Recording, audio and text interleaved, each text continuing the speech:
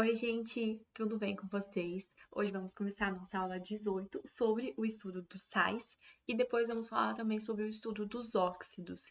E para nossa aula de hoje, além dos exercícios que eu vou deixar para vocês no drive de atividades, também vamos utilizar o volume 3, tá? Da apostila da EXAG 2019, a aula 21 e 22 sobre sais, tá? Tá na página 19. E também no volume 3 do livro, da apostilinha, a aula 25 e 26 de óxidos iônicos, tá? Na página 43. Então, esses dois materiais aqui que eu vou deixar para vocês, eu usei, tá? Esses dois materiais para preparar a nossa aula de hoje. Então, eu espero que vocês tenham uma olhada neles, tá? Na parte de óxidos não tem teoria na prática, se eu não me engano, mas de sais tem, então eu espero que vocês olhem, né, resolvam aquelas atividades, deem uma olhadinha, isso é muito importante, né, para o aprendizado de vocês, além também da lista de atividades que eu vou deixar para vocês na pastinha, tá, do curso. Então, vamos começar hoje a falar, né, sobre as outras funções inorgânicas. Já vimos o ácido, já vimos a base, e agora a gente vai ver sais e óxidos, né, que são as funções inorgânicas. Vamos começar falando do estudo dos sais, ok? Vamos lá. Conceito de sal. Sais são compostos formados juntamente com a água na reação entre um ácido com uma base de arrênio, né? Nós já falamos sobre esse conceito, né? De ácido de arrênios e base de arrênios, né? E na reação de um ácido e uma base de arrênios, nós temos a formação de um sal e uma molécula de água, né? De fato, né? A reação entre um ácido e uma base de arrênios, que a gente chama de reação de neutralização ou também de salificação, forma um sal e uma molécula de água, né? Então, temos aqui um exemplo de um ácido, né, o ácido clorídrico, reagindo com uma base, né, um hidróxido de sódio, produzindo então o cloreto de sódio, que é um sal, e H2O, né, que é a nossa molécula de água. Observe que o sal é formado pelo cátion vindo da base e do ânion vindo do ácido. O íon hidrogênio do ácido combina com a hidroxila da base, formando a água. Existem outros tipos de reações que também formam sais. Eles serão vistos mais para frente na nossa aula de hoje. Do ponto de vista teórico, pode-se dizer que sais são compostos iônicos que possuem pelo menos um cátion diferente de íon hidrogênio e um ânion diferente de hidroxila, tá? Então, é isso que vai definir o nosso sal, ok? O sal é a função inorgânica, né?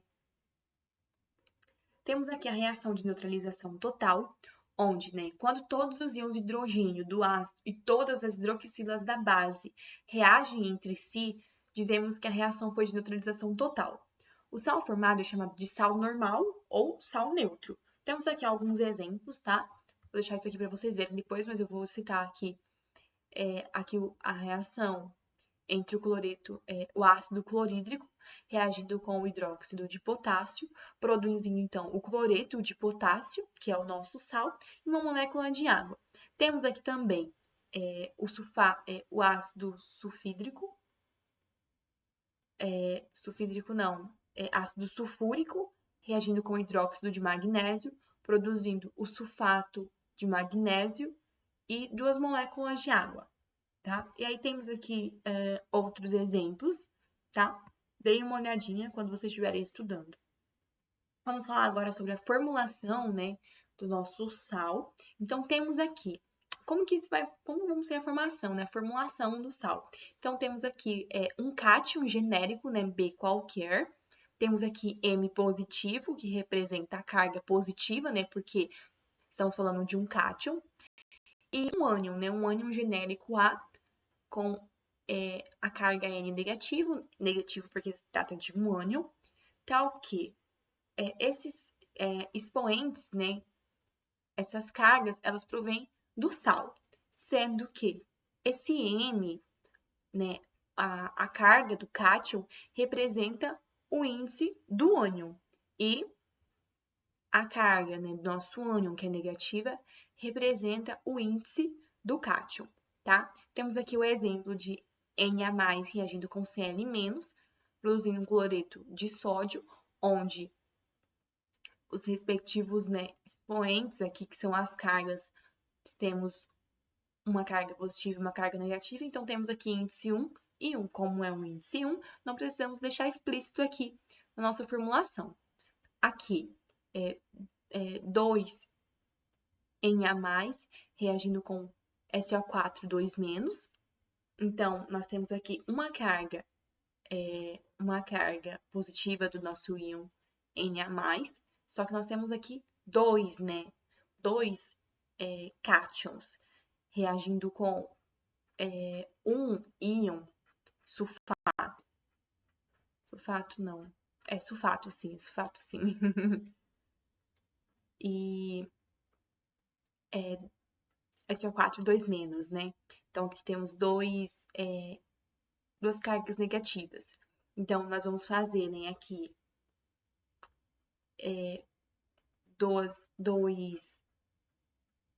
2Na, né? Porque aqui nós temos 2, ok? Para que a gente consiga balancear essas cargas, né? Temos aqui um sal com cargas estáveis, né? Então, ele tem que estar neutro.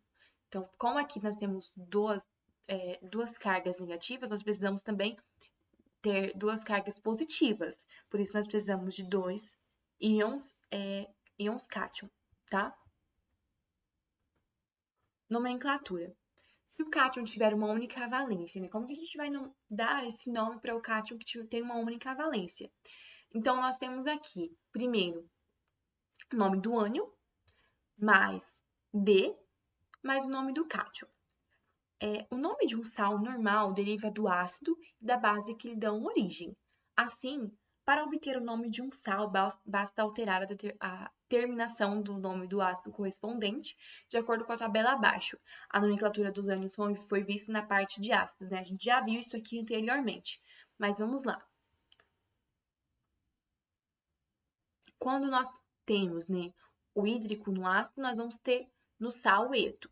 Quando tivermos oso no ácido, nós vamos ter ito no sal. Ico no ácido, nós vamos ter ato no sal. Como que vai funcionar isso? Por exemplo, aqui, nós temos o ácido clorídrico. Ácido clorídrico, quando a gente ocorrer a reação com uma base, nós vamos ter no produto o cloreto, né? Porque hídrico, o sal vai ser eto. Então, nós vamos ter o cloreto de lítio, tá? Isso aqui vocês estão vendo na prática, tá? No cotidiano, usando, fazendo exercícios e exercitando. Porque, por mais que seja uma coisa assim que a gente não gosta, né, que é decorar, temos que nos familiarizar com isso, tá? Então, se você não tem costume de utilizar essas nomenclaturas, eu recomendo que vocês pratiquem, tá? É o que me ajudou a lembrar, né, essas coisas, porque, infelizmente, é assim. É assim, a gente tem que saber e às vezes a gente tem que decorar, a gente precisa decorar. Então, vamos lá. Aqui, quando o cátion tiver mais de uma valência, nós vamos ter que nome do ânion, mais D, mais o nome do cátion, mais a valência do cátion, de forma simples. Ou nós podemos também nome do ânion, mais D, mais o nome do cátion. Quando de menor valência, usamos o sufixo oso. Quando de maior valência, sufixo ico. Porém, esse oso e ico aqui, os sufixos, não é muito usual, não é algo que a gente gosta de usar atualmente. Talvez vocês possam encontrar isso nos vestibulares, então é necessário saber disso, mas quando vocês forem utilizar, né, for dar nomes para os sais, eu recomendo que vocês acostumem a usar a valência, tá? Porque é o que tem sido mais usual, ok? Então, mas a gente tem que saber, né? Porque em vestibulares pode ser que ainda tenha o sufixo oso ou o sufixo isco para especificar a valência do cátion. Então, temos aqui, por exemplo, o cátion ferro 2 ou ferroso e o ânion cloreto. Então, nós temos aqui o cloreto de ferro 2 ou cloreto ferroso. Nós podemos aqui ter também, né, o cátion ferro 3 ou férrico e o ânion cloreto. Nós vamos ter, então, o cloreto de ferro 3 ou cloreto férrico, tá? Também vamos ter para o estanho, né? Brometo de estanho 2 ou brometo estanoso e brometo de estânio 4 ou brometo estânico, tá? Eu recomendo que vocês saibam disso, porque ainda pode ser que vocês deparem com isso, mas quando vocês forem utilizar, eu recomendo que vocês usem a valência, tá? Que é mais usual, é mais bonito de se usar atualmente. Hidrogênios sais são obtidos a partir da reação de neutralização parcial do ácido, quando nem todos os íons hidrogênios do ácido são neutralizados. Por isso, apresentam dois cátions, sendo um metal e o outro o cátion hidrogênio, né, que é o nosso íon H+. Temos aqui H2CO3 reagindo com um NaOH, produzindo então o hidrogênio sal, que é o NaHCO3, e uma molécula de água. Percebam aqui que a gente tem esse cátion hidrogênio aqui no meio, né? Então, nós temos dois cátions, sendo o cátion Na+, e o cátion H+ aqui. Observe na equação, que na equação acima, se a proporção entre ácido e base fosse, né, um ácido para duas bases, a reação seria de neutralização total. Então, seria totalmente neutralizado, produzindo apenas sal e água. Mas como faltou, né, tá, entre parênteses ali, base para neutralizar completamente o ácido, nós temos ali um ácido para uma base, o sal formado é um hidrogênio sal, né, porque temos a presença ali de um cátion além, né, do Na+, que é o nosso cátion hidrogênio. A nomenclatura desse sal é semelhante à dos sais normais. Difere somente pelo fato de as quantidades de hidrogênios ionizáveis serem indicadas pelo prefixo mono, que pode ser omitido, como por exemplo aqui, né, não precisamos identificar que temos apenas um hidrogênio, apenas falar que temos esse hidrogênio na estrutura, ou também pelo prefixo di, tri, ou por exemplo tetra, seguido da palavra hidrogênio no começo do nome do sal, ou palavra ácido logo depois do nome do ânion. Temos aqui, por exemplo, então, alguns exemplos. Podemos ter, então, aqui sulfato monopotássico ou sulfato monoácido de potássio, ou monohidrogênio sulfato de potássio, ou apenas hidrogênio sulfato de potássio, tá? Temos aqui alguns outros exemplos também. Observação. Se o hidrogênio sal for originário de um ácido com dois hidrogênios ionizáveis, o prefixo hidrogênio pode ser substituído por bi, como por exemplo o bicarbonato de sódio, bisulfato de sódio ou bisulfito de lítio. Hidroxissais são obtidos a partir da reação de neutralização parcial da base, quando nem todas as hidroxilas da base são neutralizadas. Por isso, apresentam dois ânions, sendo um deles o ânion hidroxila, né, o nosso OH-. Então, nós temos aqui um HCl reagindo com CaOH2, produzindo então aqui o nosso hidroxissal, que é o CaOHCl, e uma molécula de água. Observe que na equação acima, se a proporção entre ácido e base fosse de 2 para 1, né, 2 ácido reagindo com uma base, a reação seria de neutralização total. Mas como faltou ácido para neutralizar completamente a base, o sal formado é o hidroxissal. A nomenclatura segue a mesma regra dos hidrogenossais, trocando as palavras hidrogênio por hidróxido, hidroxi, ou palavra ácido por básico, como por exemplo aqui nós temos o nitrato de básico de alumínio ou dihidroxinitrato de alumínio, ou também sulfato básico de alumínio, ou monohidroxisulfato de alumínio, ou apenas hidroxisulfato de alumínio. Sal hidratado. No retículo cristalino, apresentam moléculas de água em proporção definida. Então, nós vamos ter aqui moléculas de água, né, nesse retículo cristalino, né, do nosso sal. Então, combinada dessa maneira, a água chama-se água de cristalização. Na nomenclatura do sal, a quantidade de moléculas de água ela vai ser indicada por prefixos. Como que vai ser? Aqui, nós temos aqui, desse lado aqui esquerdo, o sulfato de cobre. Nesse caso aqui, o sulfato de cobre 2. e ele está hidratado, né? Nós temos aqui a moléculas de água, né, aliados a esse retículo cristalino. Então, nós temos que especificar que essa água que ela está presente nessa estrutura. Então, nós vamos colocar sulfato de cobre 2, né, que é essa estrutura aqui. E para indicar que ela tem 5 moléculas de água nessa estrutura, nós vamos ter que colocar 5. Então, nós temos penta, que se refere a esse índice 5, esse coeficiente, desculpa, não é índice, aqui é coeficiente. Então, penta, né, que se refere a esse 5, hidratado. Então, nós temos sulfato de cobre 2, penta, hidratado. E aqui nós temos o sulfato de cálcio, como ele está, como esse retículo cristalino apresenta 2 moléculas de água em sua estrutura, então nós temos que deixar explícito isso também. Sulfato de cálcio, por se referir a 2, hidratado. Isso. Solubilidade dos sais. Dizer que um sal é insolúvel, de fato, quer dizer que sua solubilidade em água é mínima, uma vez que nenhuma substância é totalmente insolúvel. Todos os sais de metais alcalinos e amônio, né, o íon amônio, NH4+, são solúveis. Os sais insolúveis sofrem pequena dissociação iônica, por isso, dão origem a soluções com pequena quantidade de íons que são considerados mal eletrólitos, né? Eles não são bons para conduzir eletricidade, né?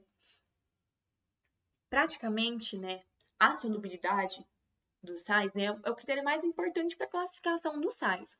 Aqui embaixo nós temos essa tabela, né, que indica a solubilidade em água a 25 graus Celsius e 1 atm de pressão dessas substâncias aqui. Então, nós temos aqui o nitrato, nós temos o nitrito, nós vamos ter aqui a solubilidade desses ânions, né, e suas exceções, tá? Eu recomendo que vocês deem uma olhada nisso aqui, tá? Com tempo, com calma, porque não é uma vez que vocês vão ver isso aqui e vai fazer sentido, tá? Então eu espero que vocês vejam essa tabelinha aqui, tá? Eu acredito que pode ajudar vocês em estudos futuros, principalmente em época de vestibular, tá?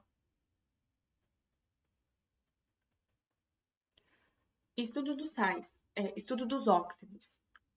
Agora nós vamos entrar nos óxidos e vamos falar sobre o conceito, né, de óxido. São compostos binários, né, formados por 2 elementos químicos, nos quais o oxigênio é o elemento mais eletronegativo. Então, nós temos aqui o óxido de sódio, o óxido de cálcio, entre outros. A fórmula geral é um EXOY, onde esses XY são números naturais, tá? Que representam os índices, né, a quantidade desses elementos, né, nessa estrutura. E o E, ele é um elemento da tabela periódica, que exceto o flúor, porque o flúor vai formar compostos denominados fluoretos de oxigênio, né? E os gases nobres que não vão formar compostos, né? E esse O aqui representa realmente o oxigênio. Nós vamos falar agora sobre os óxidos iônicos. São formados por metais, né? Formam cátions, e oxigênio, né? Formam o ânion. Na fórmula geral, nós temos que nos óxidos iônicos, a carga do oxigênio é -2 e denomina-se ânion óxido, né? O O2-. Portanto, pela regra da formação de compostos iônicos, nós temos que o E é um metal, tá? Temos aqui a carga, né, do metal Y+, né, que se trata de um cátion, e um O2-, né, que é o nosso ânion óxido. Então, aqui nós vamos precisar de 2, né, desse metal, e a carga desse cátion, desse metal, vai ser o índice do nosso oxigênio, ok? Para que a gente tenha uma estrutura com cargas neutras, tá? Um composto iônico, nós precisamos neutralizar as cargas. Temos aqui alguns exemplos, né? Nós temos aqui Na1+, né? Nós temos Na+ com uma carga positiva e o O2-, que é o nosso ânion óxido. Então, nós vamos ter Na2O, tá? Aqui nós temos o Ca2+, né? e o O2-.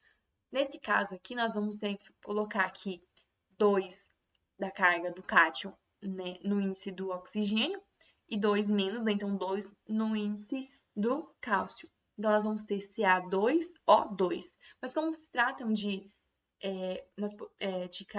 índices iguais, aqui nós podemos simplificar, né? Ficando então CaO, o óxido de cálcio. Nomenclatura. Né? A nomenclatura dos óxidos vão funcionar da seguinte forma: óxido de mais o nome do elemento E, né? Que não vai ser nem flúor, né? E nem um gás nobre. Lembrem-se disso. Então, nós vamos ter aqui, por exemplo, né, o óxido de sódio, óxido de cálcio, óxido de alumínio, óxido de zinco. Se o metal formar cátions com cargas diferentes, é possível que se forme mais de um óxido. Nesse caso, deve-se indicar a carga do metal em número romano. Então, nós vamos ter aqui óxido de ferro 2, óxido de ferro 3, óxido de chumbo 2 e óxido de chumbo 4. Dependendo da carga, né, do metal. Caráter ácido-base dos óxidos iônicos. Os óxidos iônicos podem apresentar caráteres no plural, variados, dependendo do metal que está ligado ao oxigênio. Podem ser básicos, né, em sua maioria, né, dos óxidos são básicos, ácidos, anfóteros, né, quando a gente tem, dependendo do meio, ele vai se comportar como ácido ou alcalino, né, ou básico, ou ainda mistos, né, duplos ou salinos. Vamos começar falando dos óxidos básicos. Reagem com água, formando sua respectiva base, né, que é o hidróxido, ou reagem com ácidos, formando sal e água. Ocorrem quando o oxigênio está ligado aos metais do grupo 1 e 2, né, uns metais alcalinos e os metais alcalinos terrosos, e alguns metais de transição. São chamados de óxidos básicos ou alcalinos pela sua propriedade alcalina, similar à base. Exemplos, nós temos aqui o óxido de magnésio, que vai reagir com a molécula de água, produzindo o hidróxido de magnésio, uma base. Temos também aqui o óxido de potássio reagindo com ácido clorídrico, produzindo um sal e água.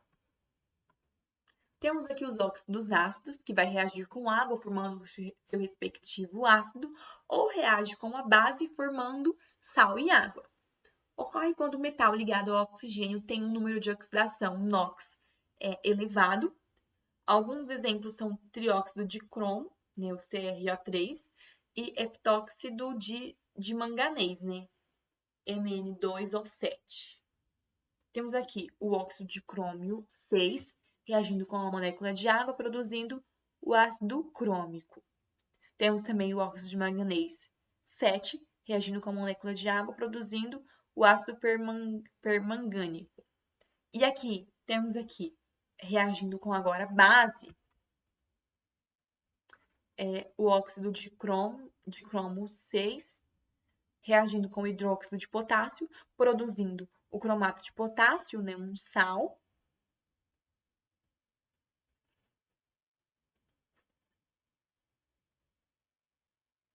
e uma molécula de água. Temos aqui o óxido de manganês 7, reagindo com o hidróxido de sódio, produzindo permanganato de sódio, né, um sal, e uma molécula de água. Temos agora os óxidos anfóteros. Os óxidos anfóteros se comportam tanto como óxido básico ou como óxido ácido, apresentando um caráter intermediário entre os dois óxidos. São, em geral, insolúveis em água, mas reagem tanto com ácidos fortes como com bases fortes, formando sal e água. Os exemplos mais importantes de óxidos anfóteros são óxido de alumínio, Al2O3, óxido de zinco, ZnO, e óxido de chumbo 2, né, PbO. Alguns exemplos, nós temos aqui o óxido básico, né, reagindo com ácido forte, produzindo aqui um sal e moléculas de água, né. Temos aqui também um óxido ácido reagindo com uma base forte, produzindo aqui um sal, né, alumínio de potássio e uma molécula de água. Caráter ácido-base dos óxidos iônicos. óxidos mistos também, né, podendo ser duplos ou salinos, são formados por dois óxidos diferentes a partir de um metal que apresenta a capacidade de formar dois ou mais cátions e apresentam as seguintes características: formados por dois óxidos diferentes do mesmo elemento e formam sais inorgânicos. Em relação à reatividade, os óxidos duplos só formam sais quando reagem com ácidos ou bases. Sempre que esses óxidos reagem com ácido ou base, eles formam dois sais e molécula de água como produtos. Então, nós temos aqui o tetróxido de triferro, formados por dois óxidos, que é o FeO e FO2O3. Temos o tetróxido de trichumbo, formados por três óxidos, sendo dois PbO e PbO2. Temos aqui uma reação, né? Fe3O4 reagindo com 4H2SO4, produzindo FeSO4, Fe2SO4 e 4H2O. Além disso, nós temos também óxidos neutros e os peróxidos. Os óxidos neutros são formados por ametais, né, não metais. Os óxidos neutros, chamados também de óxidos inertes, possuem caráter covalente e recebem esse nome porque não reagem na presença de água, ácidos ou bases. Como exemplos, nós temos o óxido de alumínio ou o óxido de zinco, né, por exemplo. Os peróxidos são formados em maior parte pelo hidrogênio, metais alcalinos e metais alcalinos terrosos. Os peróxidos são substâncias compostas por dois átomos de oxigênio que se ligam entre si e por isso possuem em sua forma o grupo O2, 2-. Como exemplo, nós temos o peróxido de hidrogênio, né, também chamado de água oxigenada, que é o H2O2, e o peróxido de sódio, né, Na2O2. E é isso. Muito obrigada. Se você tem dúvida, entre em contato comigo ou procure um monitor para te ajudar. Não esqueça de registrar a presença de vocês aqui. Façam os exercícios do Drive, estuda pelo material da apostila, né? O tempo está passando, né? Cada vez fica mais próximo da data do Enem, cada vez fica mais próximo dos vestibulares, né? E a aprovação de vocês só depende de vocês, né? Nós, como professores ou monitores, né? Toda a equipe do Paralelos, ou caso vocês estejam estudando com outros materiais ou com outros meios também, estamos aqui apenas para ajudar vocês mesmo, né? Mas a aprovação de vocês depende apenas de vocês. E queremos ver vocês aprovados, né? Realizando os sonhos de vocês. Então, é isso. Qualquer coisa, né? Converse conosco, né? Converse comigo, estou pronta para ajudar vocês. E é isso. Vejo vocês na próxima semana. Tchau, tchau.